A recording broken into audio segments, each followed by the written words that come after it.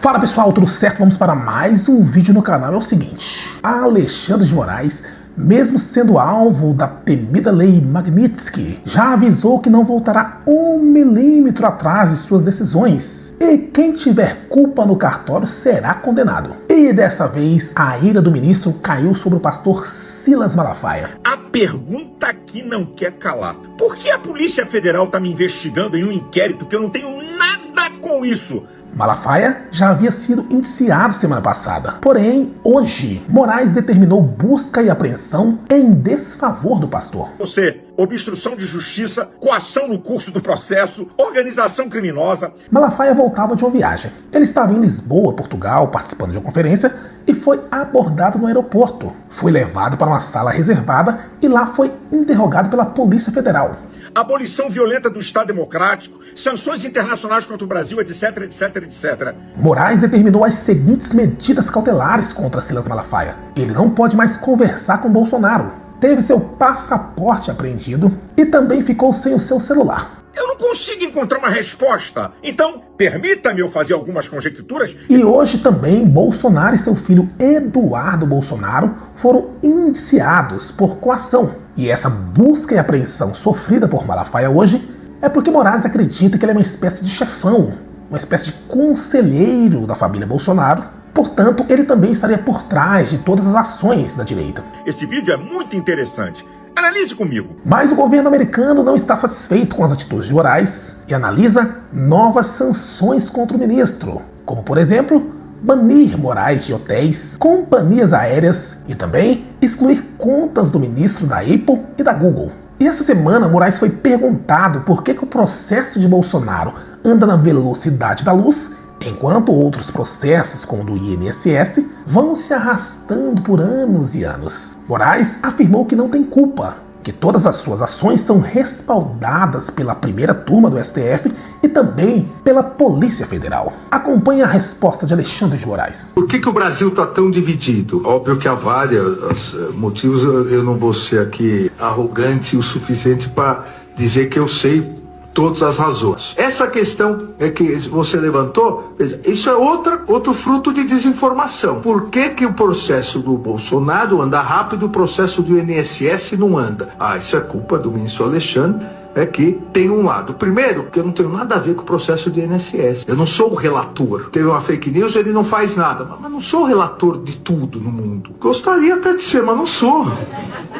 Esse é o primeiro ponto. Segundo, também o prazo não é verdade. A investigação. Primeiro que quem investiga é a Polícia Federal, não sou eu. Quem denuncia é o Procurador-Geral da República. Quem recebeu a denúncia, que a questão que o Yuri colocou também, foi a primeira turma. Não fui eu que iniciei o processo, a primeira turma. Entre investigação, denúncia e o processo, vamos completar quase 2 anos. A questão do INSS não tem 6 meses. E as pessoas colocam na desinformação que é o mesmo prazo. Não há que um tá mais rápido que o outro. Uma coisa é totalmente diferente da outra. E numa tentativa de salvar Moraes dos efeitos da lei Magnitsky, Dino tomou uma decisão. Os bancos brasileiros não poderiam cumprir ordens do governo americano. Isso acabou virando um caos e os bancos perderam 41 bilhões de reais. Diante disso, o ministro Flávio Dino veio a público esclarecer que a culpa não foi dele. Inclusive, ele até ironizou que não seria tão poderoso assim.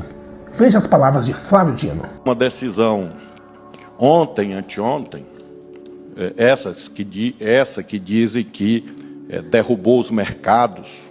Eu não sabia que eu era tão poderoso, 42 bilhões de especulação financeira. A sorte é que a velhice ensina a não se impressionar com pouca coisa. É claro que uma coisa não tem nada a ver com a outra. Mas, nesta decisão, entre tantas obviedades como o princípio da territorialidade, a afirmação do artigo 17 da velha Lei de Introdução ao Código Civil, Lei de Introdução às Normas de Direito Brasileiro, vigente desde 1942. Eu repeti o que está lá. Não observaram, claro, para o que havia de, aí sim, heterodoxo, entre aspas, na decisão. O conteúdo nada tem de heterodoxo. Mera repetição de conceitos jurídicos assentados no mundo. Outro que perdeu a paciência foi o presidente Lula. Ele afirma que Eduardo Bolsonaro deve ser preso por toda a ação que ele está fazendo contra o Brasil lá nos Estados Unidos. Veja aí o momento que Lula fica furioso e desce a lenha dos Bolsonaro. Parar de resmungar, mandou o filho para os Estados Unidos, mandou o filho que é deputado federal, vocês têm que pedir a cassação dele, porque ele está traindo o país. Ele está, sabe? Essa é a verdadeira traição da pátria. Ele foi para lá instigar os americanos contra nós. Então não dá para a gente ficar quieto. Então nós também não aceitamos, sabe, dizer que no Brasil não tem direitos humanos por causa dele. Hoje ele deveria ser julgado num tribunal internacional pela quantidade de morte da Covid aqui, que ele tem responsabilidade. Outro pastor da direita, André Valadão, saiu em defesa de Malafaia. Acompanhe agora o pronunciamento de André Valadão. Gente, olha só, quando criticar o poder começa a se tornar crime, a democracia perde o rumo. Nos últimos dias, o pastor Silas Malafaia, ele foi incluído no inquérito por suposta obstrução de justiça, após criticar decisões do judiciário e participar de ato, primeiro no Rio, depois teve um ato em São Paulo também, né? E o que preocupa é que o assunto não é sobre concordar com ele ou qualquer ação, mas é sobre o direito de qualquer cidadão de dar sua opinião, de questionar, de ser firme, sem ser tratado como um inimigo do Estado, né? Sempre houve oposição no Brasil e a gente sempre teve liberdade para fazer críticas como cidadãos, né? A mudança disso é muito preocupante, né? Críticas justas, elas precisam ser ouvidas, respeitadas, respondidas por quem recebeu do povo a responsabilidade de governar. O brasileiro, ele precisa ter liberdade para se manifestar, votar em quem quiser e, se julgar necessário, pedir alternância de poderes, né? Isso é democracia. E paralelo a essa tensão Brasil e Estados Unidos, Donald Trump enviou navios de guerra para a costa da Venezuela. O governo americano disse que vai usar toda a força possível contra o ditador Nicolás Maduro. E diante de toda a incerteza que está acontecendo, o assessor especial da presidência, Celso Amorim, se pronunciou e falou sobre a preocupação do governo brasileiro com essa possível intervenção dos Estados Unidos na Venezuela. Acompanhe a fala de Celso Amorim. Preocupação, o deslocamento de barcos americanos e a maneira de ver a questão. Eu não vou fazer um julgamento político.